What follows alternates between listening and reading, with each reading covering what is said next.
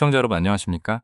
중동의 핵심 요충지인 호르무즈 해협에서 군사적 긴장이 최고조로 치닫고 있습니다. 현지 시각 2026년 5월 14일 오전 아랍에미리트 UAE 국방부는 이란 영토에서 발사된 탄도 미사일과 크루즈 미사일을 자국 방공 시스템이 요격 중이라고 공식 발표했습니다.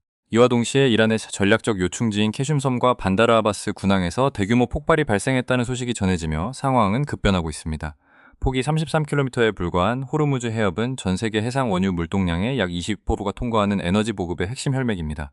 전문가들은 이번 사태를 단순한 군사 충돌을 넘어 에너지 시장을 볼모로 한 거대한 경제적 압박 전략으로 분석하고 있습니다. 실제로 호르무즈 해협의 위기가 고조될 때마다 국제 유가는 민감하게 반응해 왔으며 이는 전 세계 소비자 물가와 직결되는 사안입니다. 미 국방부 역시 지난 4월 23일 이란이 호르무즈 해협 내에 해군 기뢰를 추가 살포했다는 사실을 공식 확인했습니다. 이는 단순한 첩보 수준을 넘어 정부 차원에서 공식 기록된 사실로 해협의 긴장감이 일시적 현상이 아닌 지속적인 압박의 결과임을 시사합니다.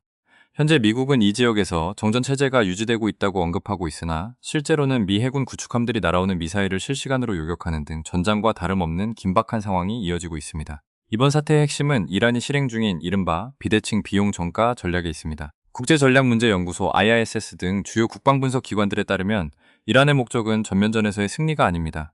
대신 전구 전반의 위험 프리미엄을 의도적으로 높여 상대 측의 막대한 경제적 군사적 유지 비용을 강요하는 방식을 취하고 있습니다. 지난 4월 23일 확인된 해협 내 기뢰 부설은 이러한 전략의 가장 명확한 표현으로 풀이됩니다. 기뢰는 실제로 폭발하지 않더라도 존재 자체만으로 상선들이 이란의 조사 구역으로 진입하도록 강제하며 민간 선박의 보험료를 급등시키는 효과를 낳습니다. 데이터가 증명하는 압박의 강도는 수치로도 명확히 드러납니다. 아랍에미리트 국방부는 최근 48시간 동안 최소 2차례에서 3차례에 걸쳐 이란 발탄도 미사일과 크루즈 미사일을 요격했다고 밝혔습니다. 이는 단발성 사고가 아닌 체계적이고 지속적인 군사적 압박이 가해지고 있음을 의미합니다. 이러한 긴장 상태 속에서 블룸버그 통신은 이란의 아바스 아라크치 외무장관이 이번 주 중국 베이징을 방문해 회담을 가졌다고 보도했습니다.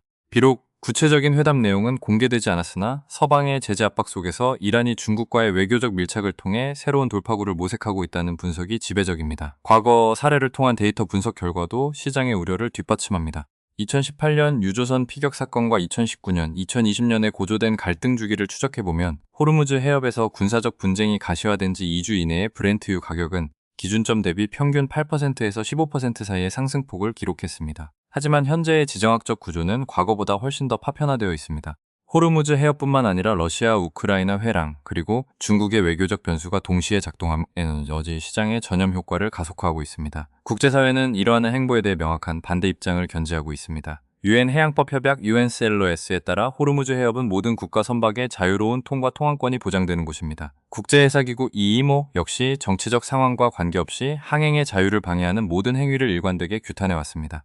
국제법적 관점에서 공유 수로의 기뢰를 매설하는 행위는 명백한 위반 사항이며 이는 이란의 전략적 계산 중 별개로 국제사회가 직면한 중대한 법적 안보적 도전으로 간주됩니다. 호르무즈 해협의 물리적 봉쇄가 가져올 파급 효과는 단순히 지정학적 갈등에 머물지 않고 글로벌 공급망 전반에 심대한 타격을 입힙니다. 매일 세계 원유의 20%, 액화 천연가스 LNG의 25%가 이 좁은 통로를 지납니다. 분석가들이 이곳을 초크포인트, 즉 전략적 요충지라 부르는 이유는 지리적 특성보다 이곳을 통과하는 거대한 공급 물량 때문입니다. 유가가 상승하면 선박 보험료가 즉시 뒤따라 오르고 이는 해상 운송을 이용하는 모든 공급망의 물류 비용 증가로 이어집니다. 이러한 비용 상승은 항구에 머물지 않고 육상의 제조 원가와 화물 운임에 반영되며 최종적으로는 소매점의 상품 가격을 끌어올립니다.